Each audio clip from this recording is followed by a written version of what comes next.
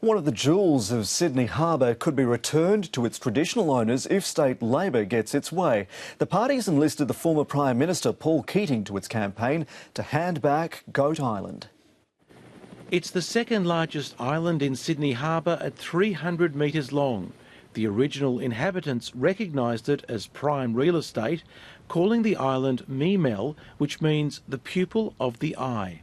The Aboriginal community would canoe across to these headlands because this was the intimate part of the harbour.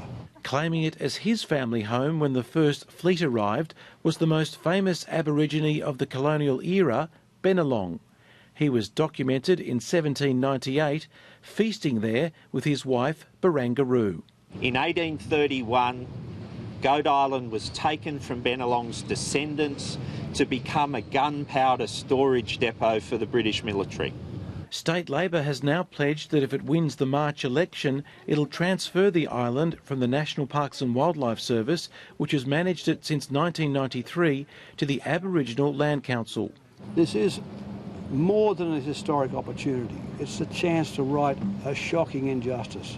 Mr Keating says it's the only land in New South Wales where a family has been nominated under native title as the owner.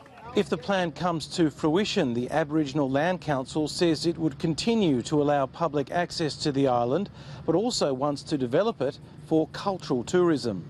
Certainly something that sits with the unique environment that's here, that's consistent with it. We'd like to maintain the historical European heritage as well. And any use would need to be consistent with the Barangaroo headland that is rapidly taking shape just across the harbour. The Premier, Mike Baird, says he'll consider the merits of the proposal when more details emerge.